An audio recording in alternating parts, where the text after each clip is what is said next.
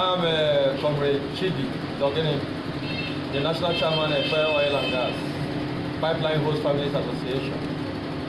Yeah, Ekpeye Ethnic Nation is a host to some IOCs. Relatively, would you say your people have positively benefited from their operations in that land? No. Our people have never benefited anything from the IOCs. You see, it is worrisome that in the midst of surplus, yet our people lack a lot. And that is the reason why we have deemed it fit to come together as a people so that we can tackle our differences, so that we can tackle what the IOCs have hosted on us based on what we know as divide and rule that have been introduced to divide our people so that they can shortchange our people to the extent that they can only be the ones to have the benefit while our people lack. So these are issues, pertinent issues we have to address. So based on that, the Ekpeye Ethnic Nation have never benefited from the IOCs. Reports have it that the federal government has approved some artisanal refineries in the Niger Delta region. Is your area captured as one of the beneficiaries? Yeah, that is what we are trying to pursue, because the issue of approval is done basically on who applies for modular refinery and artisanal refinery. So we have made a proposal to that effect 2 years ago. That was 2 years ago, and last year we went for a seminar which was handled by the SSA to the presidency, on the issue of artisanal refinery and modular refinery. It was also handled by the VP himself, the Vice President, where he called for a summit. So we are believing strongly that even the purported 15 approved modular refinery for River State government, which we know is yet to take effect. So we are aware of that, and we are saying if there is any approval to that effect, Ekpeye Ethnic Nation, where we host virtually all the multinationals in Nigeria, should have at least 2 modular refineries situated in Ekpeye land.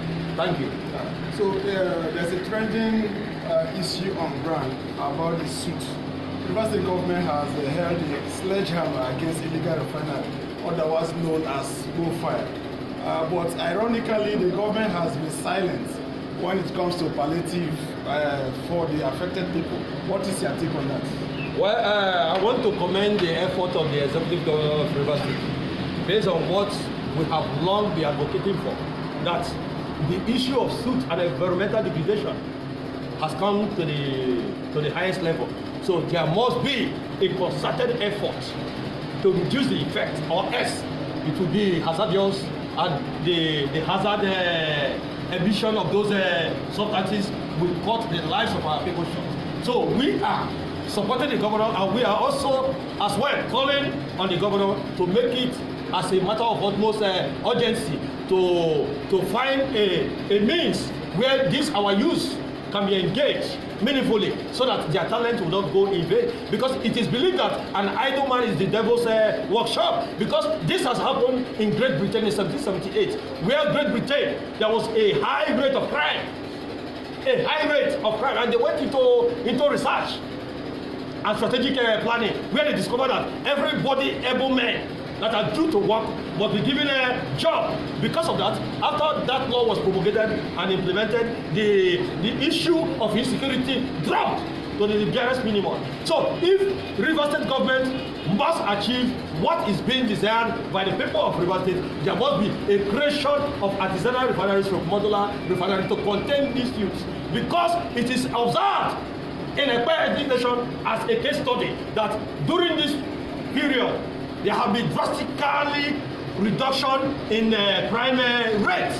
And so we are calling on the governor as a son of the soil, as a man who knows the feelings of what the youth are going through. So he alone cannot do all. He has tried in his own little way, but let there be concerted effort between the IOCs, the government of the state, and other stakeholders to making sure that this use must be provided with the artisanal or modular refinery approval from the Ministry of Petroleum and Natural Resources. Thank you very much. Talking about employment and empowerment, information at our disposal has it that some IOCs, like Energy, Samblas, and Total F has an upcoming operation in your land. As an NGO that is in charge of assisting our people to sustain sustainable empowerment and employment, What is your efforts as in to synergize with these companies to give their people?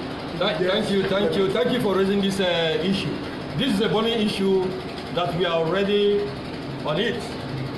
LNG cannot handle 27 contracts. They cannot start 27 contracts without the involvement of a ethnic nation, because the 27 is basically a business that has to do with partly urban. Because the gas that will feed 27 is coming from Ekpeye land. So it is expedient for them to come and discuss with us, because we will not allow any company to come to Ekpeye land and do the drilling without due consultation and involvement, where local content must be applied, where the man who owns a property must know that I am the one who owns it. Go to Bonny, where it is only transmission center. Look at what is happening in Bonny. But in Ekpeye here, there is nothing. That is why we are calling on every meaning sons and daughters of Ekpeye to take it upon themselves that the struggle of EOD is not a self-centered struggle. We are channeling what we know as the interest of Ekpeye ethnic nationality, where some persons will benefit. We have engineers, we have social scientists. There is no aspect of education now that we talk about that Ekpeye cannot produce. So era of they did not have social engineer has gone. So let them come down here and discuss with us. Let them leave that issue of sectional meetings they are doing, because we are looking at them. By the time they call, they will see the challenges. We are not yet unveiling the plans we have for them. But if they come and we discuss, more especially LNG and Total, LNG cannot employ 12,000 persons in Bonny and feel that the people will be happy for them to carry out their project that will feed them. That will never happen. That will never happen. That will never happen. So they must come here. There must be a deliberate effort. There must be a concerted effort. There must be a consensus arrangement that is made by Ekpeye people, which all relevant stakeholders must be involved. If they feel they want to batterize Ekpeye, they want to train division to make sure that they come in and feed fat, the era of that has come. We are calling on the executive governor of Rivers State to take it as a matter of utmost urgency, to talk to the IOCs, because they are trying to introduce what is known as divide and rule method, which we will never accept, because the blood of any Ekpeye son that flows before this project starts, we must not give up on that. Who better did where Total is planning to come and drill about 6 to 9 wells? Let them come so that we discuss. If they fail, that is let them not be deceived by anybody telling them that Ekpeye oil and gas will not do anything. The era of that has gone. The mistakes of Akalolu, the mistakes of Obele, the mistakes of Idu, the mistakes of Ubeta in the time past has gone. We are in a new era. Yes. We are signing this morning, and this is a clarion call for unity. But if they refuse, then that is their own cup of tea. Because we know what Ekpeye oil and gas intend to achieve is industrial harmony. Where we will lay a solid foundation, all of them will benefit from our IQ, from our knowledge base experiences. In as much as this association is concerned, there are people of different acquaintances, people of various experiences. So we are calling upon the federal government, the executive governor of Rivers State, to make it a matter of utmost urgency, because the 27 that is expected to flow through Total line, we are saying if they don't come and we talk, that project must be put to hold. There are pertinent issues we need to address before they start. So let me stand it very clear. Total and LNG should come down. That is what we need from them. Thank you. You just mentioned the community in Dogini clan of Ekpeye Nation. In recent times, there has been recorded massive oil spill in the Dogini clan, and the company who caused the spill seem not to have done anything, and the spill is equated to that of Okoli, if not more than. So what is your take, and what has the association done to attract government attention to the spill? Thank you very much. You know, we have done a lot. We have gone to Lodra, we have visited the DPRO, we have gone to Federal Ministry of Environment, we have met with the Minister, with the Honorable Minister of Environment, in a bid to attract a Ministry of Nigeria Delta also to attract the attention to Akalolu and other Ekpeye communities that have been soaked with environmental degradation. In as much as Ekpeye is concerned, the issue of Ogoni, make I use broken in the land work, Ogoni speed the land work for where Ekpeye only.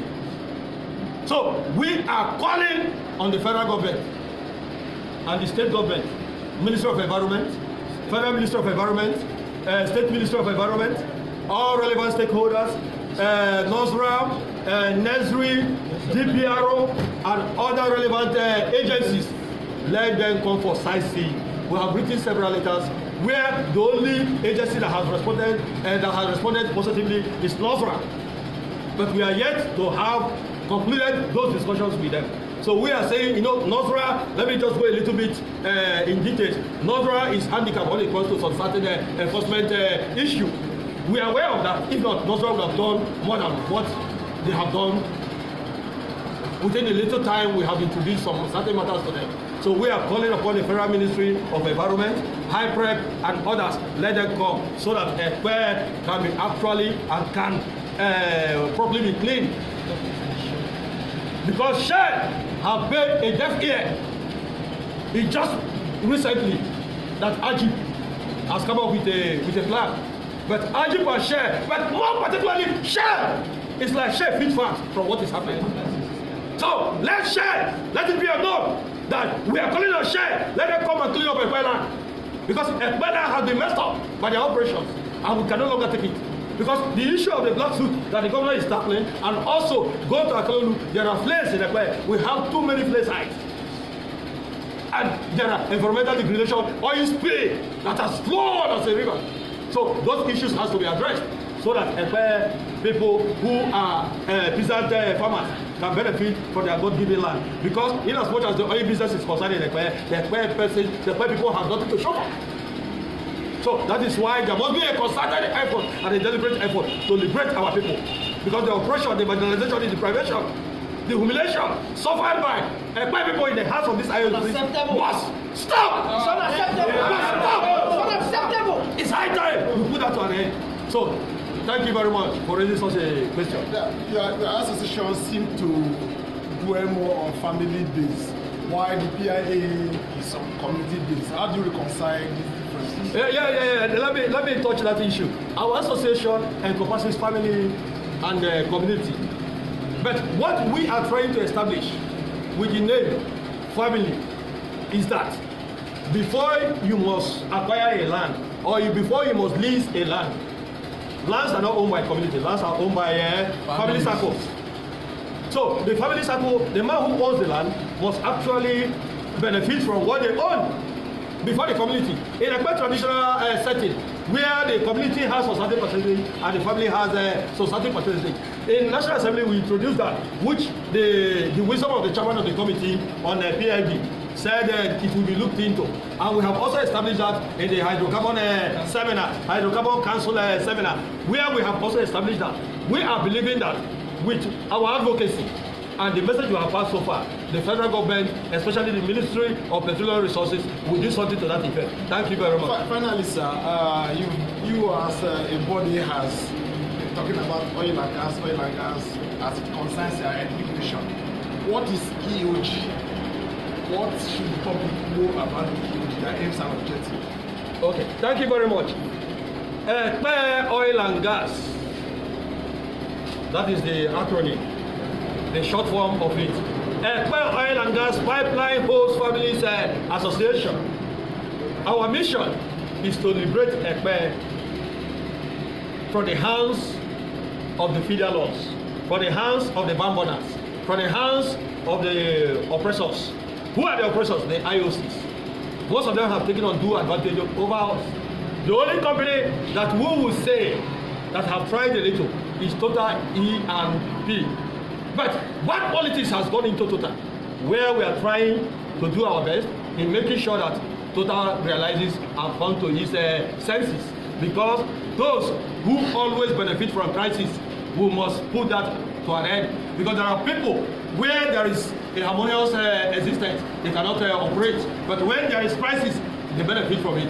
We want to make sure Total will not toe the line of crisis. They must toe the line of harmonious and peaceful coexistence.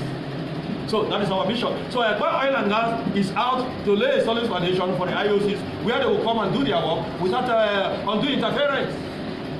We believe strongly in creating an enabling environment for them to flourish, for them to maximize production output. That is why we are on ground. And we are also saying through our relationship with them, we can attract a lot of empowerment and employment opportunity, scholarship, skills, and etc. to our people. Because the teaming Ekpeye youths have nothing to do. In as much as other ethnic nations are concerned, Ekpeye happens to be one of the ethnic nations that is highly impoverished by those IOCs. So we want to make sure as host to 6 and 7 multinationals that Ekpeye youths must benefit from what is due them. So let us set this very clear. Obele, NDPRO, Idu, Shell, Ubefeed, Akalolu, OB 6061, which is Ajib, then Ube Tadib, Adebawa, and all the rest, I have feed, all those few situated in Ekpeye land. Ekpeye people must benefit, Ekpeye people must benefit from those God-given natural resources. Mame,